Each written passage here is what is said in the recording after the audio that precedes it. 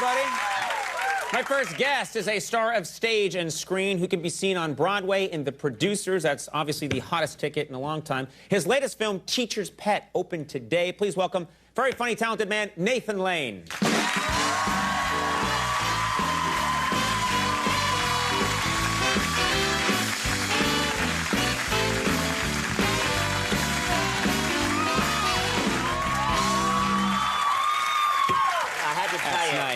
Something just happened. I just overheard Gandhi in the bathroom ask someone if they had any pot. And if Gandhi is smoking pot, then I guess there's no more hunger strikes for him. No. But hey, how about this weather, ladies and gentlemen? Yeah, nice. 15 minutes of exposure to this, they say, can cause frostbite. It's of course, true. 10 minutes with Martha Stewart could do the same thing. It's great to be back. Wow. Very nice. Oh, Conan. How are the Catskills, by the way? Never better. No one cranks out the shtick. Yeah, no, I'm a mountain comic. Things are good for me. Things are very good. Well, congratulations on your baby daughter. That's right. Thank you. Yeah, yes.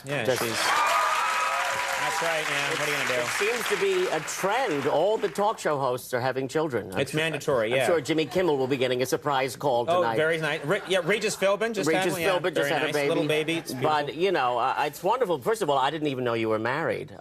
Because I thought you're Irish Catholic. You probably live at home with your mother, but... Actually, I moved out about 6 hours before I got married. That's great, because for years I thought you were like me, you know, dead inside, but you actually seem to have a whole personal life going on. Well, not really. And now a baby daughter who you can teach to ride a bike, how to fill awkward pauses, how to segue to commercial breaks, and stick it to the networks during renegotiations. Very nice. I've built a little desk for her so she can learn all that stuff. And maybe you'll have a son who can become a band leader sidekick. I think of Max as a son. Yes. Max is the Jewish son I never had. Yeah. Very nice.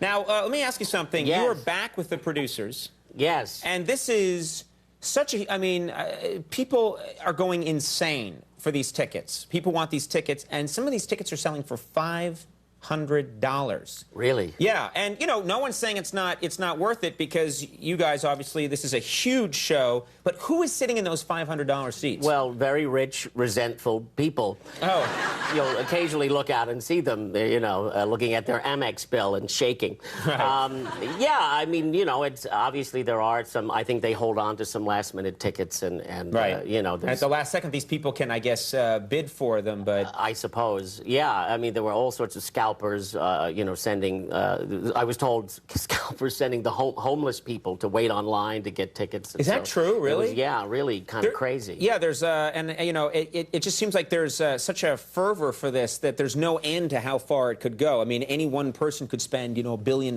for a ticket. Donald Trump probably is going to buy like a crazy seat, sit there petting a white kitty the whole time.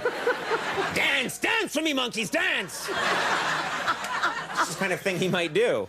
Now, you're back on stage with your old pal. Very often I hear dance monkeys. Dance monkeys. Dance for us. I want to come back, because I saw the show when you guys did before. I want to come back and shout that while you guys are trying to do the show. Dance for me, my monkeys, dance! And just see how quickly I'm escorted out of the theater. I'm imagining it would be fairly quick. But you're back on stage with your old friend Matthew Broderick. Oh, he's the best. What's it like being back with him? Is it fun to perform with him again? It's been great. The audiences have been really have been wildly enthusiastic, and it's been a very warm welcome. And he's, you know, and Matthew is just one of the funniest people I know. And even though he looks very gentle and kind on the outside, like a Venus flytrap, it looks harmless. Right. But inside, he has a sticky, poisonous center. And You might have taken that a little too far. Did I? Yeah. Well, he sits in a potted plant.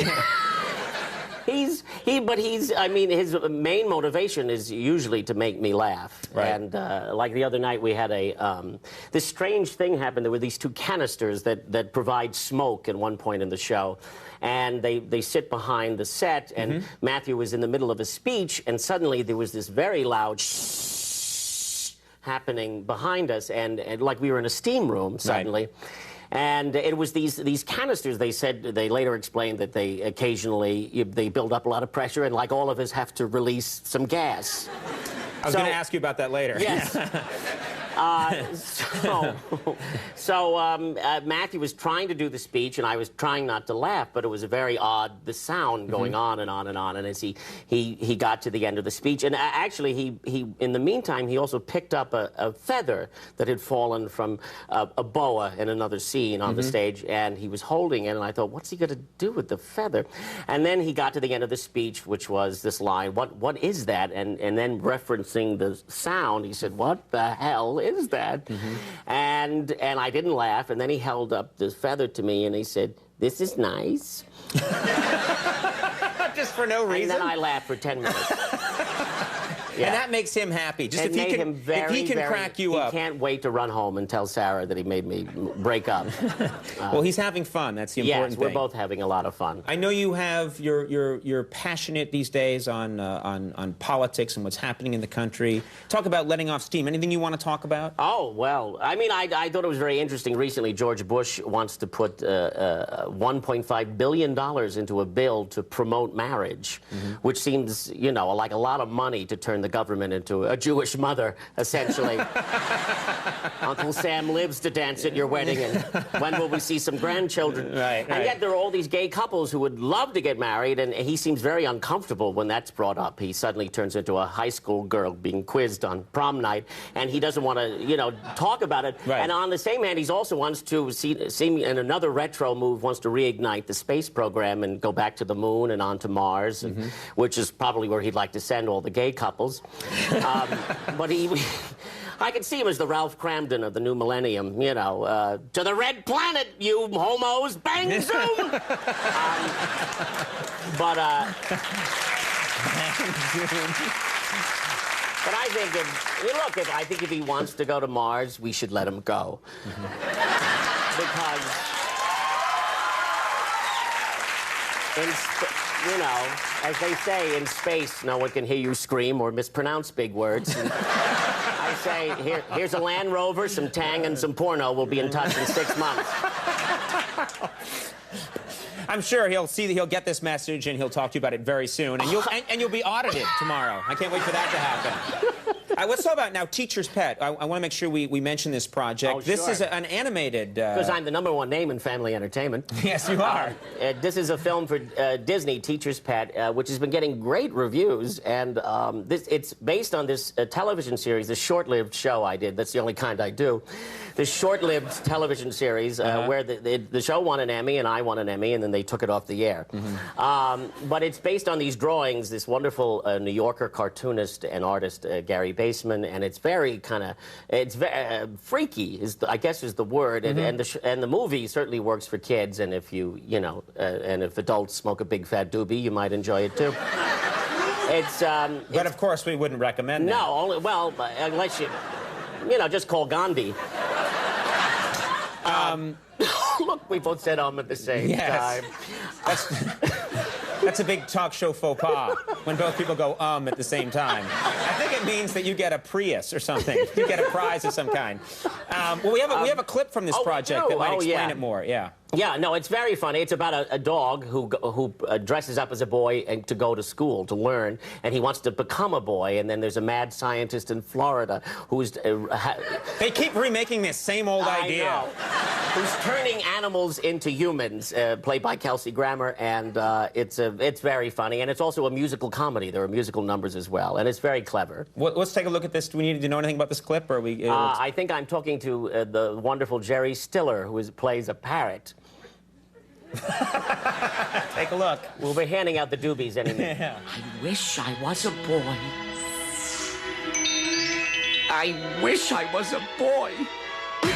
I wish I was a... Ow! You're hurting me, dear blue fairy. I ain't no fairy, and it's time to get up. Sorry, pretty boy. It's just that I was having the most wonderful dream. Him with the dream again. It's not enough you dress up like a boy and go to that cockamamie school every day. No! I want to be a boy. I want to be a boy. Well, wise up, pup chick. I want to be a rooster in a hen house, but I don't see it happening. Although I'd be a darn good one. There's a slight Jerry Lewis in there. Oh, yeah, you're hurting me. You're hiding with the hiding. No, with The Hiding Blue Fairy. The Producers is now playing at the St. James Theater on Broadway, and everyone's glad that you guys are back doing that. Teacher's Pet in theaters now, and Win a Date with Tad Hamilton opens next Friday, and you're in there. It's very funny. You're a very busy man. I hope you have time to come see us again. Yes, absolutely. Always Thank great you. to have you. Nathan Lane, Susie Essman coming up. We'll take a break. We'll be right